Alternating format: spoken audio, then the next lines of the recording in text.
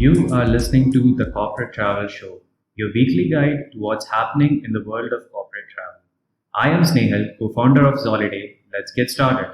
Today I have Bhaumik with me to discuss about conducting business travel in the times of COVID. At Zoliday, Bhaumik has been researching deeply about how companies from mid-market to enterprise should restructure their travel programs over the past few weeks. Before joining Zoliday, Bhaumik worked with an investment bank and a hedge fund. He graduated from IITM in 2010. Hi Bhaumik, so how does it feel to cross over from the field of equities and bulls and bears into the world of business travel? Thank you, Snehal, for having me on the show. It has been an amazing transition. In my previous life, what I essentially did was go through numerous financial instruments to identify which companies had value. But now, crossing over the line and actually providing value to this company is really amazing and exciting to me. And with COVID, the business travel space is the one that needs to be innovated, and I'm really excited to be at Zoliday at this point. That sounds amazing, Bhaumik. Great to have you here. So, at the moment, business travel is completely at halt. As governments are opening up economy and travel, like how Indian government just recently 2 days back started with the flights. What are the important points a company should consider before kickstarting their travel program now? So, because of COVID 19 and its lockdowns, business travel had completely come to a halt. Now, with this opening up, companies will have to take care of two main things. One is the uncertainty regarding where to travel. If you do travel, what are precautions do I need to take care? And second is an employee safety. So, what I mean by employee safety, let's suppose an employee of yours is traveling and if he gets stuck somewhere, what measures could a company take to ensure that he is most safe there? So, these are the two main points a company needs to think when he's rethinking about its corporate travel. That's great, Bhaumik. The environment today is very dynamic. I mean, countries are opening up slowly, but we don't know when the countries will open up, which modes of transport will open up. So, how do you think we could actually get those advisories? Sure, Snehal, that's a great question. With COVID, what I essentially foresee is we'll be in a world where some economies would be open while some will be closed depending on the severity of number of cases in that country. So in this uncertain times, the best places to look for information on where to travel and where not to travel, in my experiences, has been the embassy websites. Almost all developed countries from US to Europe to even Australia publish latest travel advisories for all the 184 countries in the world. And I feel these departments do a very good job to quantify the risks and also make our travel decisions based on that. So I would highly suggest anyone making a decision to travel out of India, please do check out these websites before you make. That makes sense because there is news coming on Facebook, on other social media platforms, and we can't be sure of whether they are correct or not. Embassy or government advisories are the most credible and reliable sources, right, for this. Right, completely makes sense.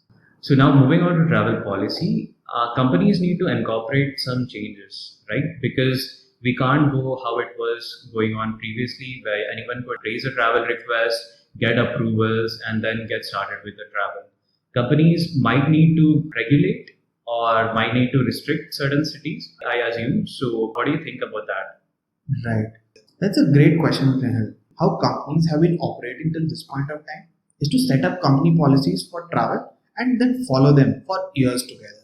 But that model will clearly not work today because the environment is changing so rapidly. So companies need to adopt an agile model where they change their travel policies based on the circumstances at different places in the world. So companies should be able to adapt their policies on based on the travel advisories which we get from the embassies as we discussed before. And second is because coronavirus has also had a great impact on the economy. Most of the companies would have smaller travel budgets. So another thing the company should look forward to is how do you measure ROI for your business trips? Are there trips that could be done through a video call or not? So those conversations or the systems around it also need to be put in. That's an interesting idea that you have given. So let's discuss it step by step. The first point you talked about is actually restricting travel to certain places. Should that be done on a city level or a country level? What do you think? There are two parts to this question. First is there a government advisory for a country? If yes, then definitely block the travel to that country. But if not, then the company can decide on its own merits or its own judgment. Let's take a classic case of US, where you see a place like New York, where there are like hundreds of thousands of cases happening at this point of time.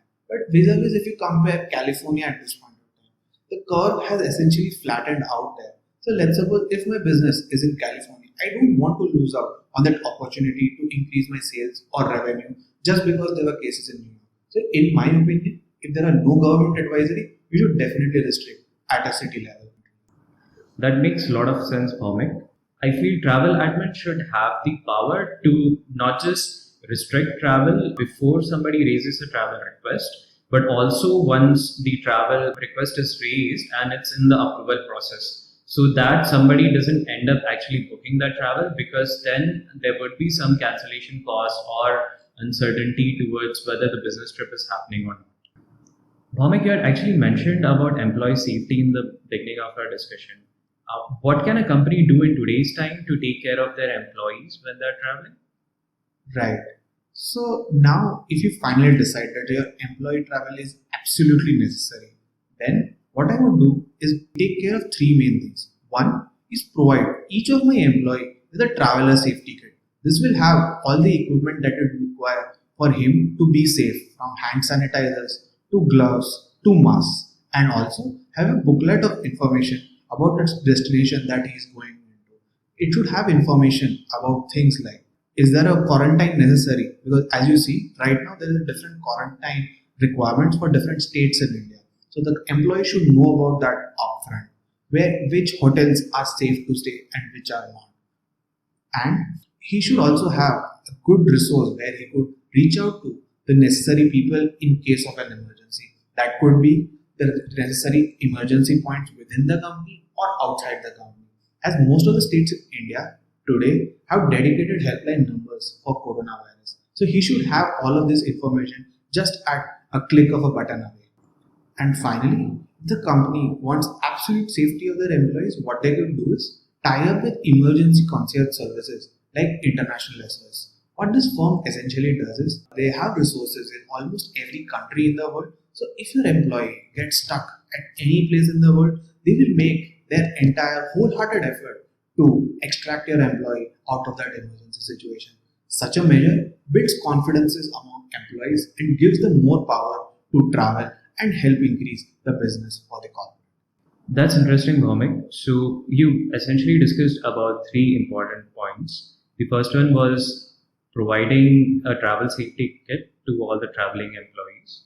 The second one was about keeping emergency numbers handy so that in times of need, the employee or the traveler has access to all the emergency numbers, like of the embassies, of the management of hospitals which are nearby. And the third part was partnering with emergency concierge services like international SOS, so that the traveler can get immediate guidance in the time of need. And we at Zoliday cover these 3 points in our traveler safety console, which we will probably discuss in our next podcast. Sure, would be super excited to do so. I'm really excited about the safety management console. Sounds great, Bhaumik. Thanks for offering some insightful suggestions. I'm sure this will help travel admins and managers in managing their travel program. It was great to have you here. Thank you, Snehal. That's it for today. Be sure to join us next week on the Corporate Travel Show. And do check us out on our website www.zoliday.com to get started with your business travel automation. Here's Snehal signing off. Take care and stay safe.